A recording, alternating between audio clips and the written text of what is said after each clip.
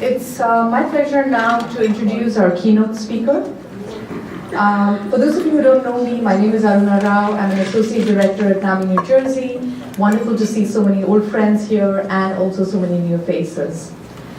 So I had the pleasure of hearing Chacku speak earlier this year at another event, and I was immediately impressed, of course, by first of all his passion and his ability to communicate.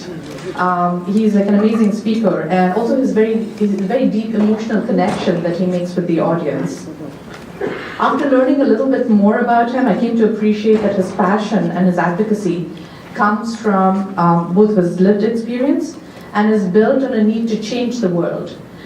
Truly, fundamentally, like try and change people's experiences.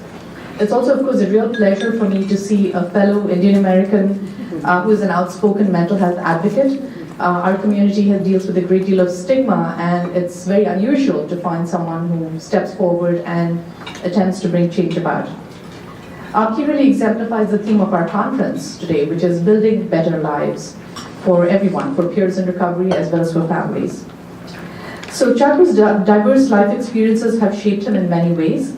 He's Indian American but born in Kuwait, and he got involved in mental health and addiction recovery advocacy when he was just 15 years old. His personal experiences as a youth and as a young adult in recovery in New York have launched him and his family towards a number of efforts to advocate for improved services and alternative supports in the community. He's since accumulated over 30 years of experience in a variety of settings in mental health and addiction. And also he has been serving in a variety of roles ranging from youth leadership and community organization to executive and board management. He currently serves as the director for the STAR Center, which is one of the 5 national technical assistance centers that SAMHSA, the Substance Abuse and Mental Health Services Administration, funds across the country.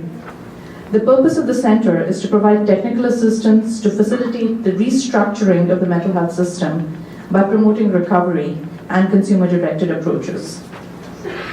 Prior to joining the STAR Center, Chacku was the Associate Executive Director for the New York Association of Psychiatric Rehabilitation Services, and he has held a variety of other roles that are all listed in his very impressive resume, which you can read.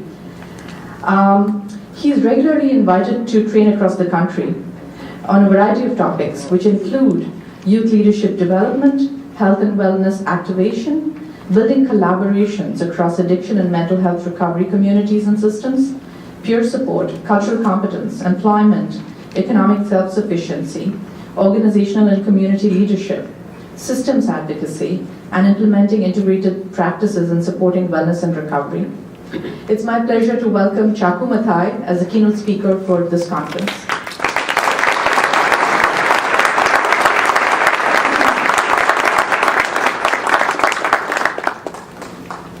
All right, good morning. Good morning. It's an honor to be here, and Ms. Rao, that was probably the best introduction I've ever had. So thank you. It's an honor. Although she didn't have to read all of that, right? But I really am. It's such a privilege to be here with all of you. And I have family here in New Jersey. And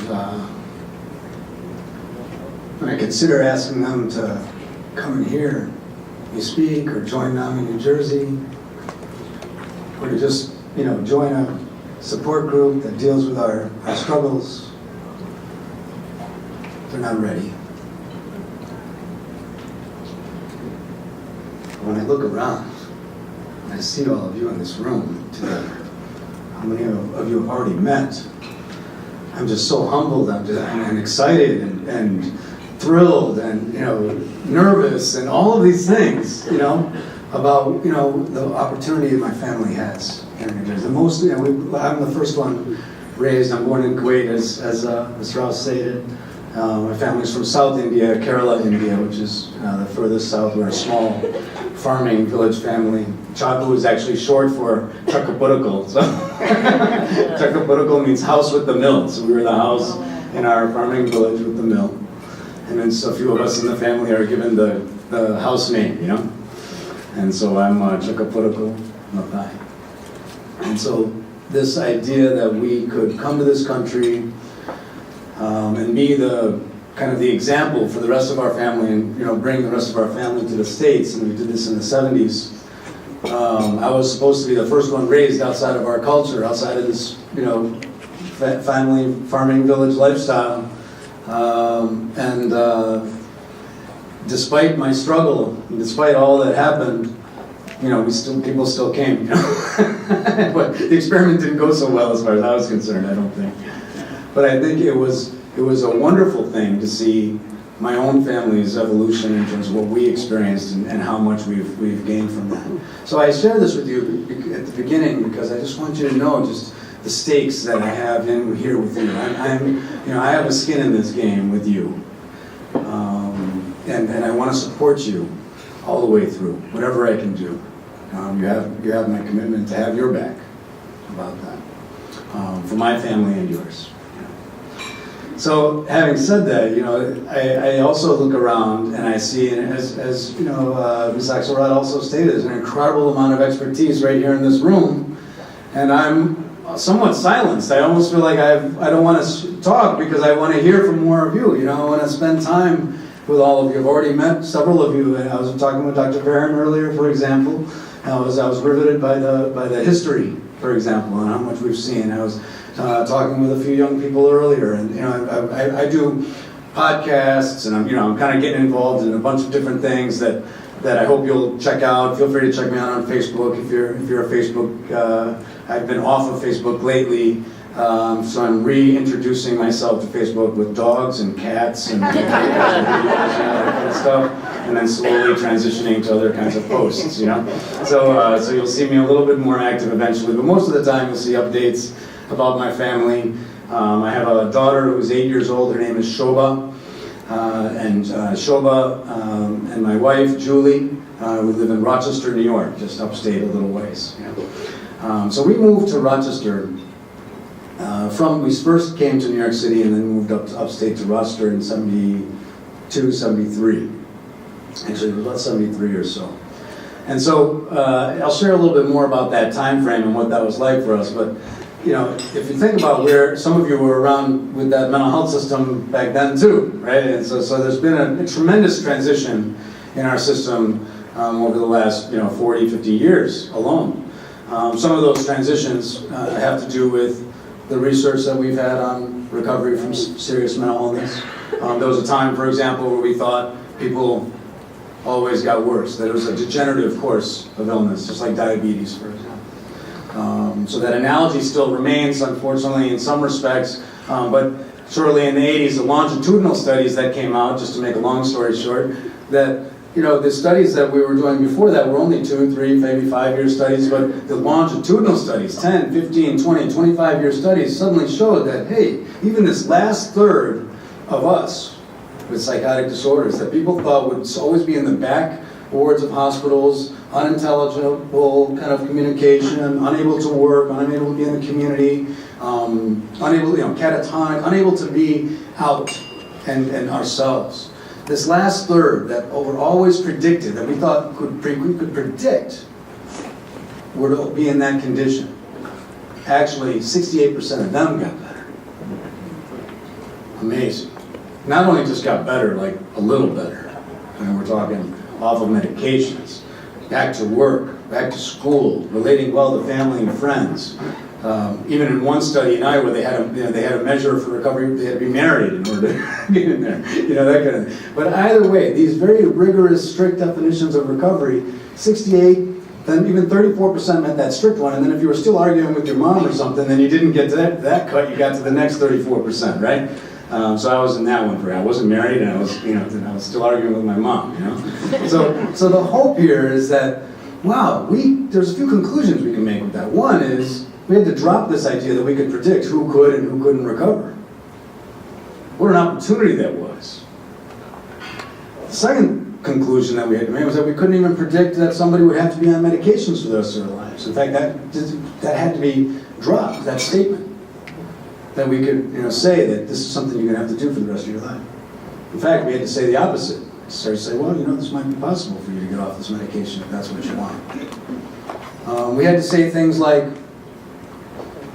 you know, other people's experience might be different than yours. You might have a very personal experience that's different, that doesn't apply, you know, in this way. We used to say everything applied, it was homogenous. Everybody had the same diagnosis, the same symptom profile, same course of concerns and illness, and of course the same course of recovery. Well, we now know, of course, that that's not the case. It's very individualized. It requires a completely individualized assessment, one that's very person-centered and family-centered. We now know that the whole family, we need a whole family model. We're still kind of well behind that, right? Even our payment systems don't really pay for a whole family support. It pays for individual and maybe collateral support at best. So it's great to see such incredible family support initiatives starting up, even at the caregiver assessment studies. So when you think about all of those conclusions, all right, so I'm just starting out with some assumptions here. One is that we can't predict we can recover, can't predict what the course of treatment or what even the elements of treatment might be, that you have to really honor the expertise of the individual and the family to really emerge in the process and really be part of that process. So, and it needs to include things like our hopes, our dreams, our skills, our supports, our culture, right? That has to be congruent with what's important to us in order for any of that to work. In fact, there's a placebo effect that we've learned about, but there's also a nocebo effect that we've learned about. In other words, that if I don't want something to work, it ain't working. So we needed to learn how to engage people. And NAMI did a great report on engagement that I'm going to talk a little bit about as well. So the idea that there are new measures, in fact, and that time is now for the families and people themselves, those of us who have actually gone through a process of being diagnosed with mental illness, to actually collaborate and come together to actually point the whole system in the right direction. Because I got to tell you, if you look at all the measures everybody's trying to figure out, and I'm sorry, Commissioner, that's a tough job to figure out, right? Well, how do we measure our progress? Nobody agrees on what the measures ought to be.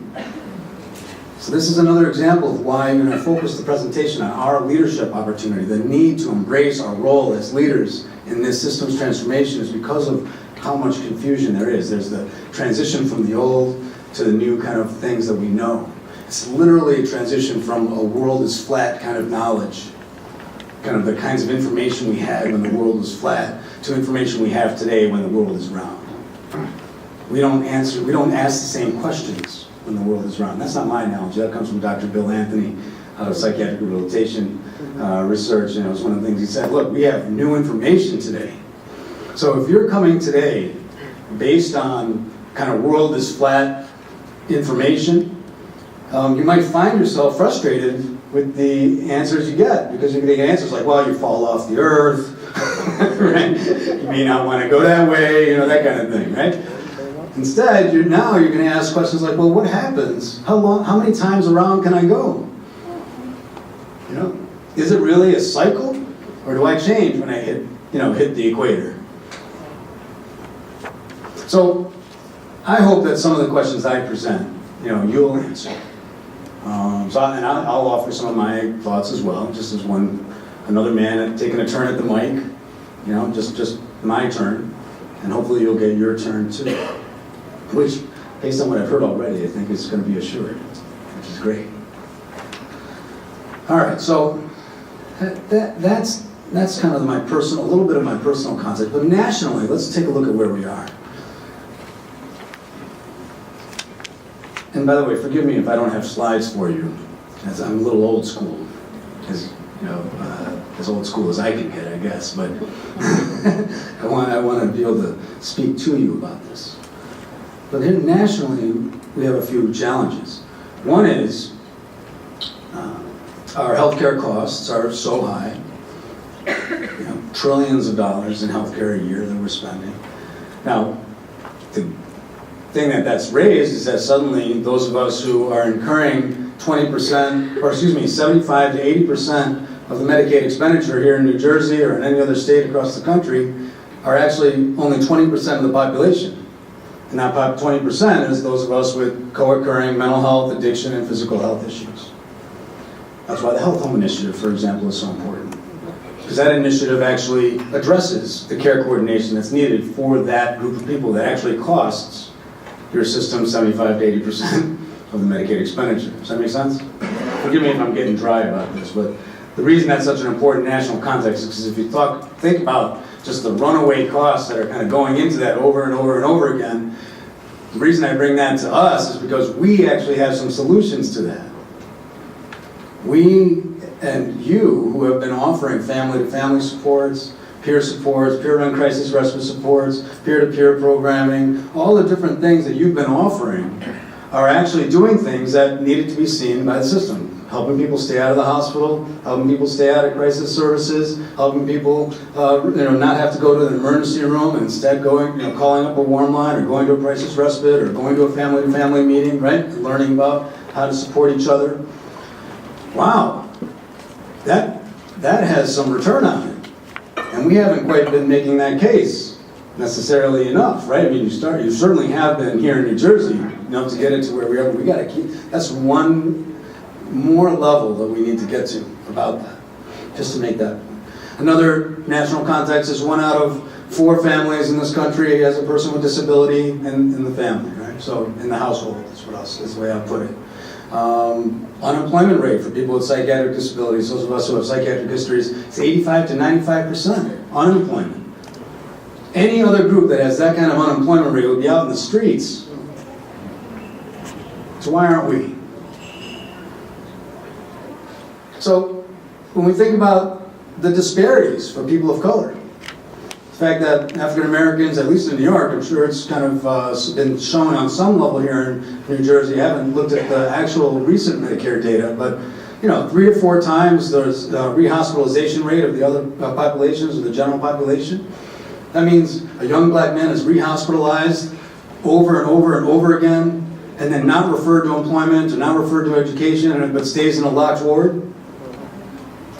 So that kind of frustration is part of what we want to bring out. That outrage is part of what we want to bring out. Now, the solution isn't about staying outraged and flipping tables like I did, and that kind of thing, right? I mean, we did some of that. That's important. We got to get some attention in the room. And by the way, at an Indian wedding with 1,000 people, apparently even that doesn't work. I've tried it. They just sat me with the wrong cousins. When I went to my cousin and said, look, I'm really sorry about that. Afterwards, I talked to her about it. She said, I didn't even know about it, she said. That must have been managed pretty well. I said, okay, good. Glad to hear it. So when we have this passion, which I really appreciate you redefining that, so well. That's what my family was saying. Look, he's got a lot of energy, a lot of things to say about it, a lot of perspective. And we just don't have the time to hear it all, or we get a little threatened by it, or we get a little scared about it. How do we really engage that? So in that national context, so we talked about unemployment, we talked about the prevalence of disability, we talked about the rising healthcare costs. Wow, where else can we go? The sea change, the enormous change in our healthcare system, and now a huge political kind of change, a huge economic kind of environment, and a social environment where the divides have never been greater. I mean, maybe, actually, I shouldn't say that, at least in my lifetime. I haven't seen it quite so divided.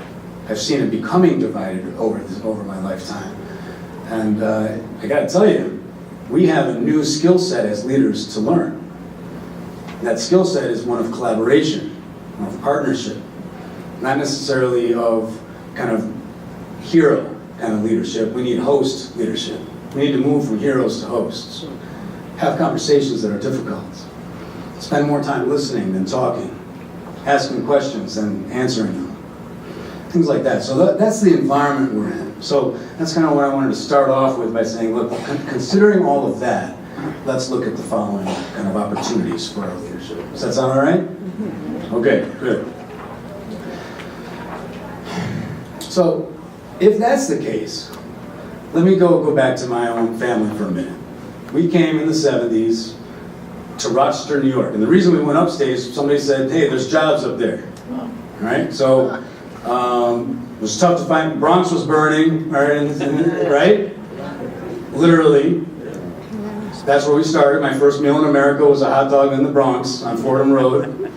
Those of you might know that area. That's where we drove by. My dad stopped the cab in front of a hot dog stand. And despite my vegetarian mother's opposition, got me a dirty dog. That's the way the story's told anyway. I was 2 years old. You know? I don't remember it. And so it began. But when we went upstate, it turned out that the Civil Rights Act and the Housing Rights Act and a few other things that were happening at the time were creating some incredible tension. There were riots in the streets. Kodak was, if you're familiar with that organization, had not been hiring people of color at all. And they were the focus of advocacy in Rochester at the time. And so finally just started hiring people in the early 70s, 71, 72, 73. And so by the time we arrived, we were moving into neighborhoods that were predominantly white. And guess who didn't like that? Right. It was tense. Every church we went to, every community we went to, the sidewalk rejected me. People were telling a 5-year-old kid, why don't you just go back to your country? It was just explicit and clear. When my father walked down the street with me, there was a kind of a code when his hand tightened when I knew we needed to walk a little faster. I watched him and my mother, who kind of kept their cool amid hostility with authorities, whether it was in our own town or in our own city, or whether it was on the way to in the airport, or whether it was on a trip or at the gas station. There would always be a way my father tried to keep his cool, despite I could see how mad he was, but he always tried to keep me safe and tried to keep his cool. And I always wondered, as I got a little older, how I would react when it was my turn. I didn't think I was going to be able to do as well, and just so you know, I didn't do as well. I mean, he was able to really express his concern in the car by himself, like his hands were waving, and it was just me in the back seat watching him. I was like, who's he talking to? And he was saying everything he would want to say to that guy at the gas station, or whatever it is that happened in the car on the way home. And I thought my dad had it all together, but it was in those moments when I could see that he was coping the best he could. He was doing everything he could, but even he was struggling. Now, I tell you all this because this was the environment, the context. I didn't know about it, right? But I felt it all. When Dr. Barron said I worry about the young people, that experience of feeling that agitation, that experience of experiencing it. By the time I started school, I was already, didn't take long. First day of school, I was in a fight. Next day in school, I was in the coat room. Next day in school, I was in the bathroom. Next day in school. And so I didn't know how to defend myself at first, but then I realized that I needed to start doing so. And when I did, I became part of a second group of people that were pulled out of class and brought to another class and kind of assessed for how we were struggling. I got hit by a baseball bat when I was 8 years old on the street. So the injuries, the concussions, the fear on a daily basis was with me. The feeling that I didn't belong. Basically, when I walked into a room, that was the statement I made right away. I don't belong here.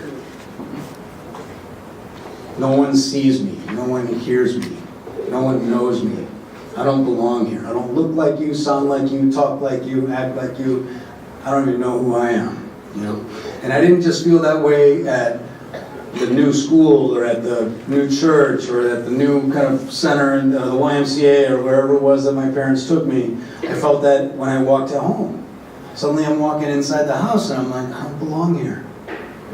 I don't know who I am. Who I am seems to be causing us unsafety out there. So do I stay who I am or do I change? Now, part of those changes, I didn't let anybody cut my hair. I have a real kind of high and tight haircut now, right? But I didn't let anybody cut my hair. So my hair was down to my kind of waist, over my face, over my back. I refused to let anybody touch me.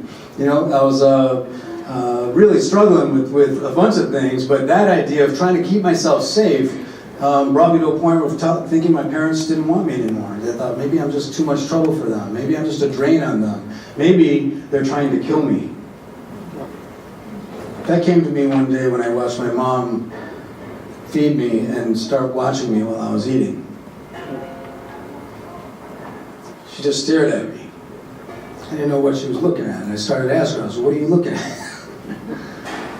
And she had a response, that was basically, I think, just saying, because I love you and I love watching you eat my food, But for me, it was, you're trying to kill me, aren't you? So I stopped eating her food. I would throw tantrums and throw the plate and throw the table and throw her. I struggled.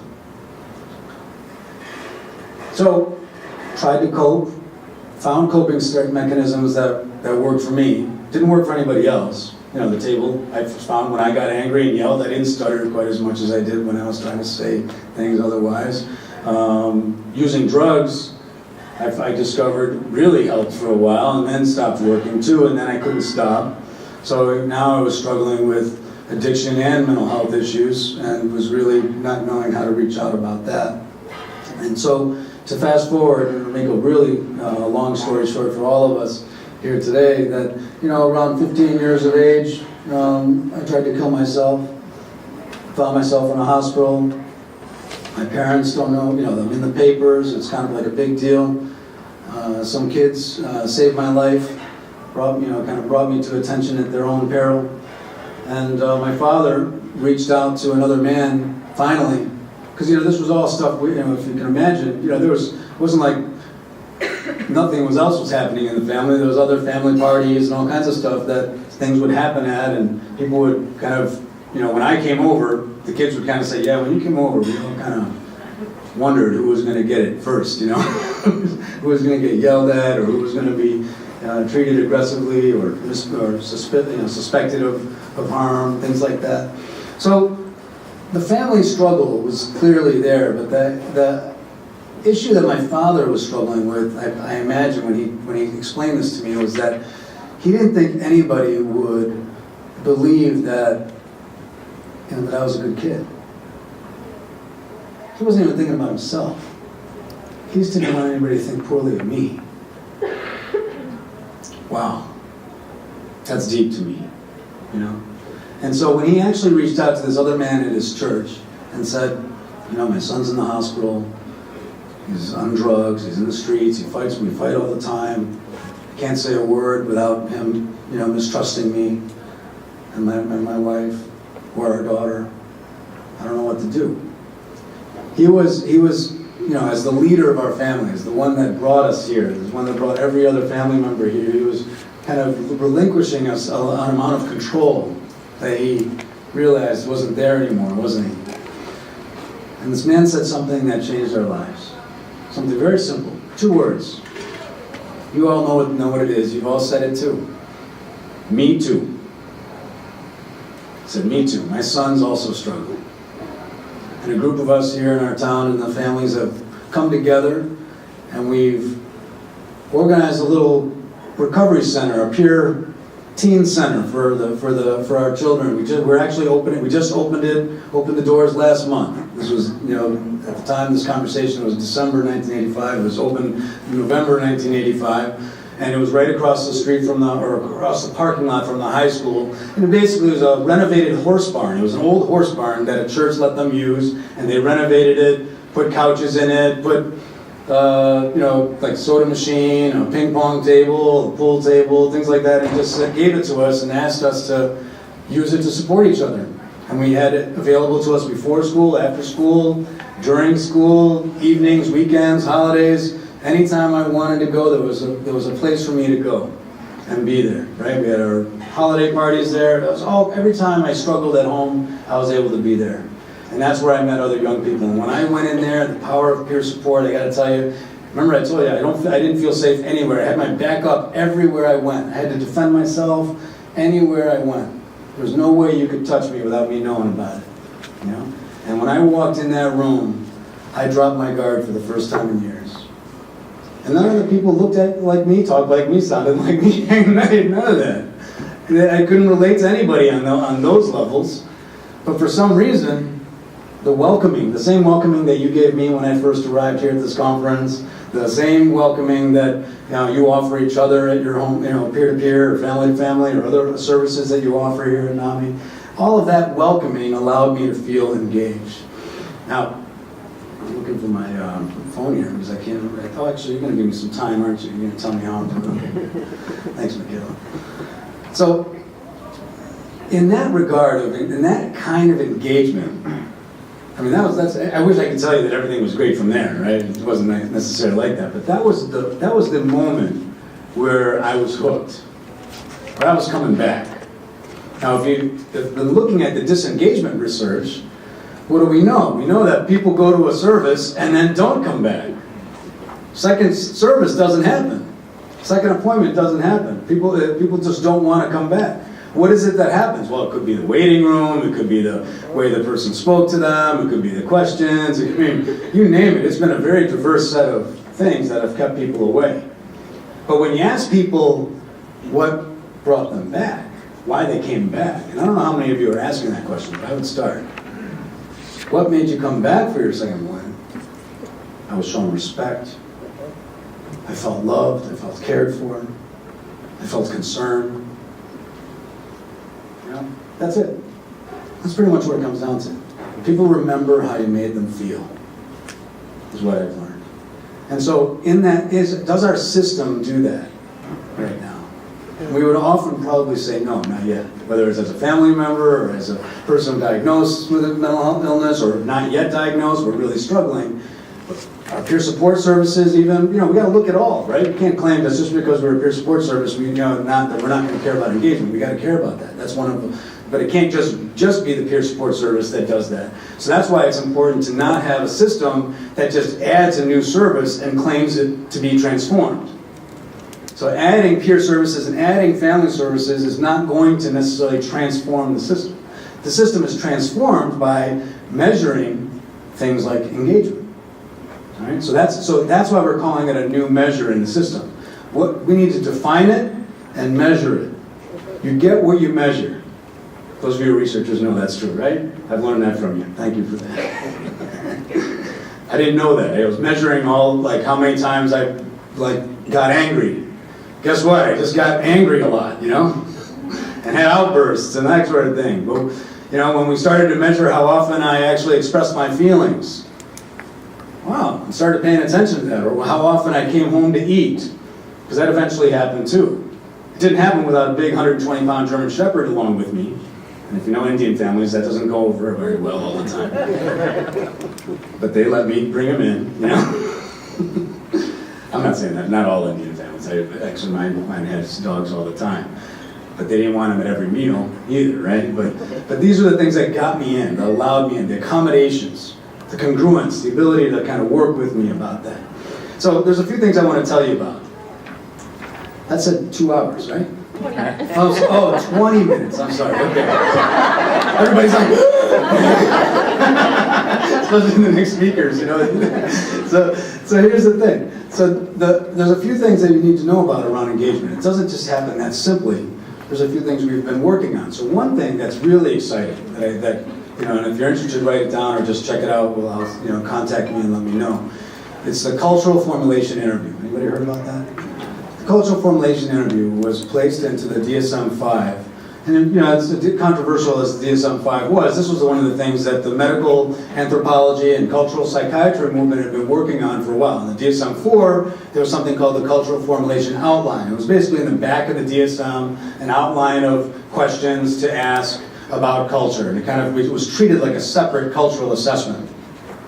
What's different about the cultural formulation interview is that it's been researched and validated to really be an effective engagement tool. So it's currently being utilized in the first episode psychosis programs in New York.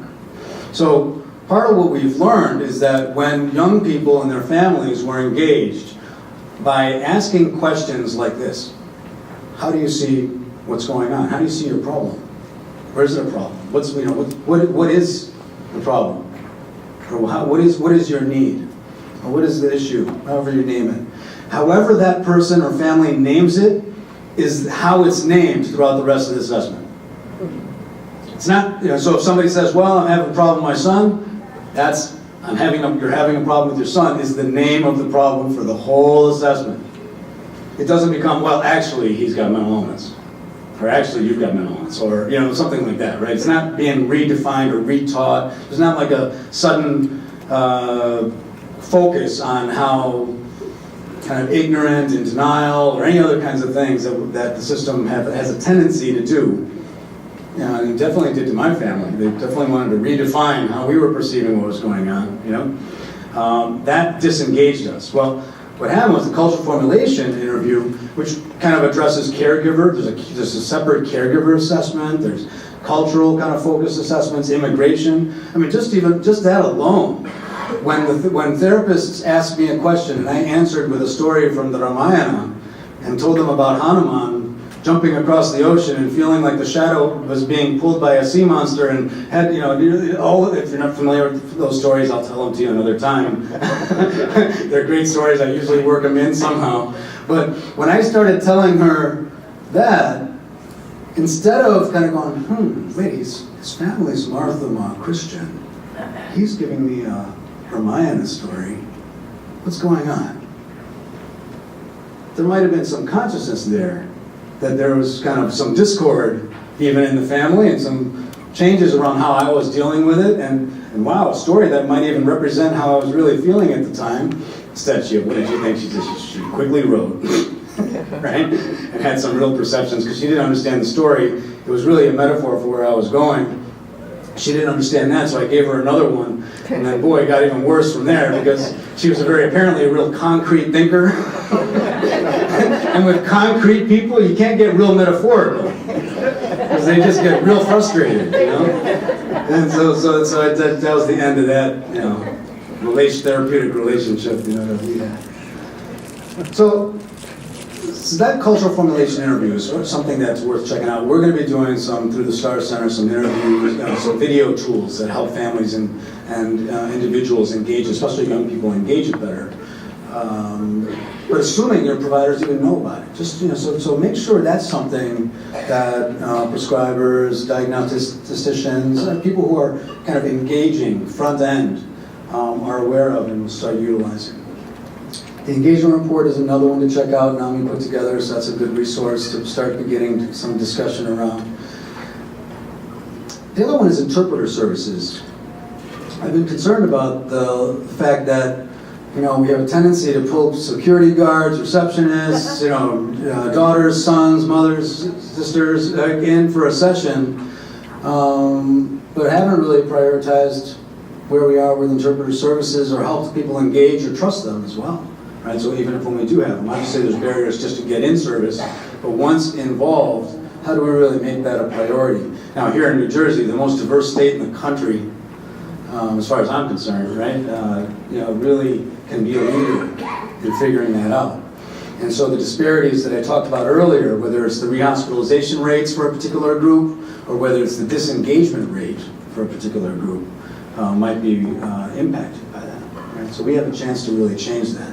So I don't mean to add just one more thing, but what I'm trying to add are things for you to consider as leverage points. Right? Things that, in all of these areas where you can start advocating, it gets confusing. So we want to really say, look, here's some things that if we really get good at this, we will change everything. If we can help the workforce better, improve their quality of the system by focusing on this measure of engagement, maybe we'll see some real change. Now, I'm going to tell you one more story in the time that I have left, or maybe two more, we'll see. But this is one story I want you to know about. So my Chacku, there's a couple uncles in the family. I'm one of them that has Chacku. Another one is in India, in Cochin. He came for a visit. And my family, now that I'm finally eating our food, everybody's really psyched and plays out a lot of food whenever I come over, all right? So, and of course, when an uncle or aunt comes from outside family, we have big feasts too, right? So it's just natural, we want to celebrate. So we are facing this huge buffet table, and they want me and this one uncle to go first, right? So it's just showing us some respect. I said, okay, fine, so I'll go first. So he goes ahead of me, he's filling his plate with all the food that we have laid out, and I'm filling my plate more selectively. All right, so I'm not taking this, I'm not taking that. He looks behind me, and in front of 30 members of our family, starts to scold me in my language. I speak Malayalam, all right? And that I'm not taking the food that people made and how disrespectful that is, that all the effort that they made to cook, and why I'm not eating the food. So in front of everybody, because everybody stopped talking, and he actually has a tone, right? in the way he's saying this to me.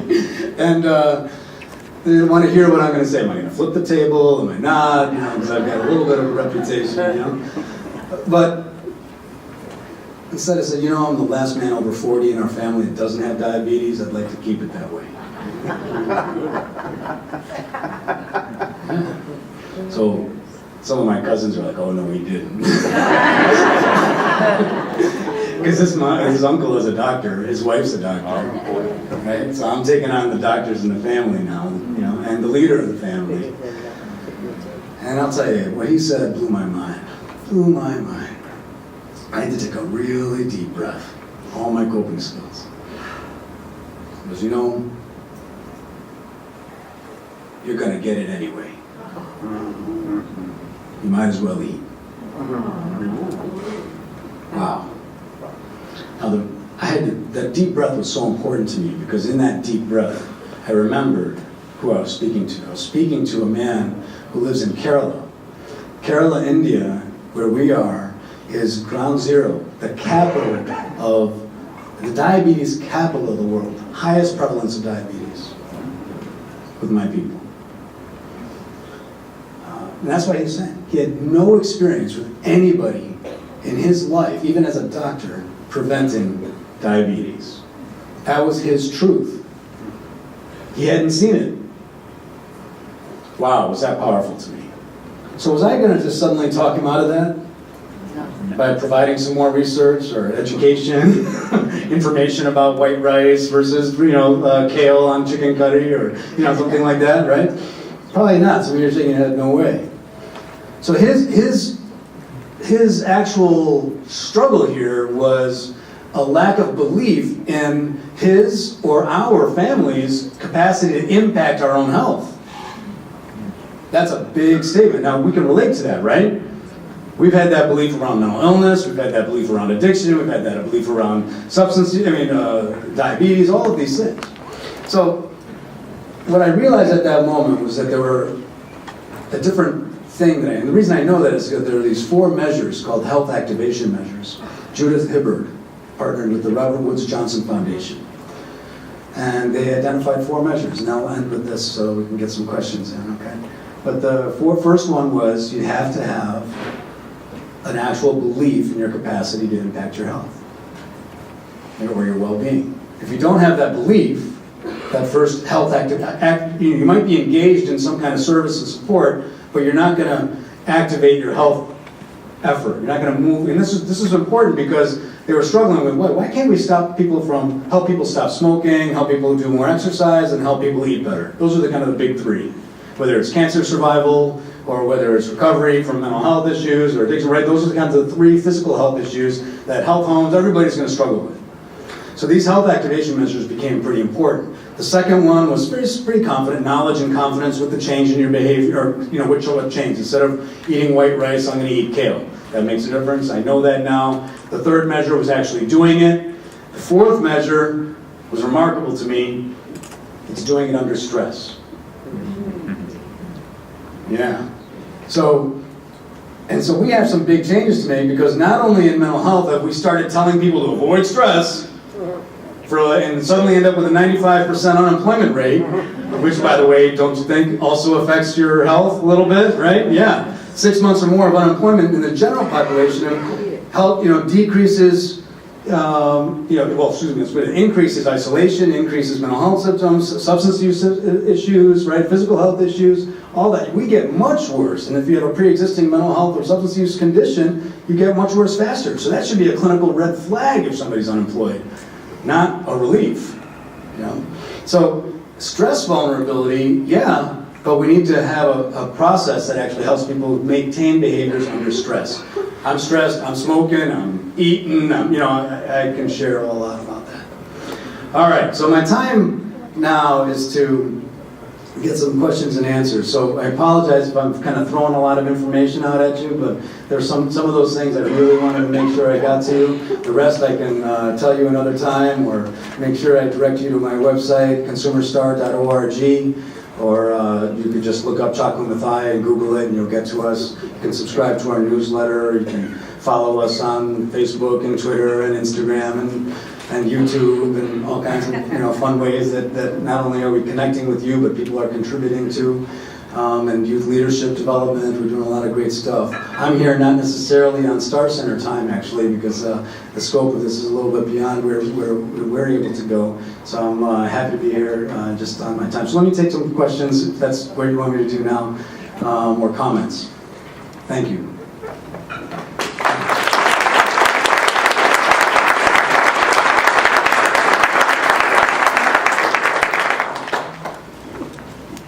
Promise to have a little bit more of a dramatic closing than that. Yes, sir. If you could change something about your health, what would you change? Right now, if I was to change something about my health, what would it be? It's a great question, because I don't know, I didn't get to tell most of you, but this summer I was riding my mountain bike, and for those of you who might know, I got hit by a drunk driver while I was riding the bike right from behind. Literally like 40 miles an hour, hit me right from behind. I don't even know how I'm still alive. So if you see me wincing, I'm actually still in some pain here and there in my shoulder and my hip and my pelvis and my tailbone. And so one of the biggest triggers for me has been about when I'm injured and feeling vulnerable and having my, from a post-traumatic stress perspective, like really having the same responses and issues. So I wish those triggers would go away, or that vulnerability would go away. It's kind of like a blessing and a curse. The curse is that I kind of go somewhere. It's, that's a struggle. The blessing, sir, is that that I have to work hard to really find that hope, and find that safety, and believe in my vulnerability. So I guess I know I'm talking more of an emotional healing in that regard, but that's just kind of where I'm at right now. So what was your name? I'm Bill. Bill, thank you, Bill. You're welcome. Yes.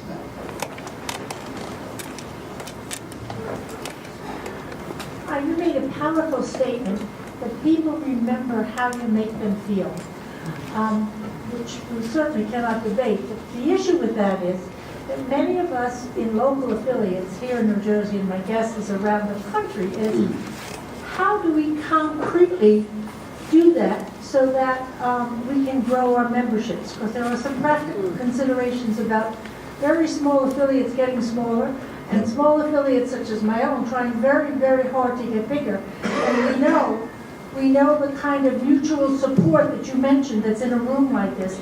How do we convey that at a monthly meeting to people who have just shown up? Could you give us some examples that really would be helpful? Wow, that's great. Yeah, so the first thing I've learned about that, and there's a lot to say, so maybe we can follow up more later, but first thing is, of course, to ask people, not just people who are showing up, but people who have left, why they left, and what could have been done differently. I remember having to follow a man who just, kind of, everything, right from the very beginning of the engagement, he was going to come to the program, and then didn't show up on the day he was supposed to come, and he stayed at home in his group home, and I even though it wasn't billable, I went and saw him, and said, hey, why didn't you come? He said, wow, I didn't realize how busy that place was. You have a lot of people there. I don't feel safe, I don't feel comfortable. And we had to talk about what it would take for him to come back and show up. And I said, well, what if I created a space where you could just chill and be by yourself and kind of collect yourself and get some kind of spiritual kind of isolation. For him, isolation was actually a good thing for a little bit, right? Not be around a lot of people.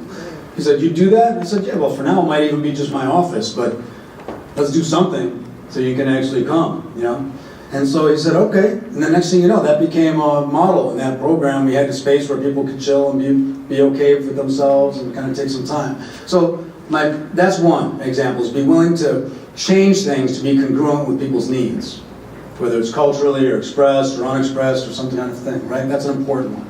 The second one, though, is to have more neutral language. I've noticed my family disengaged from family to family right away, actually. Even though there was a program, active NAMI community affiliate in Rochester, that my family struggled with because the language of mental illness alone was enough to drive them away. We're very Ayurvedic based.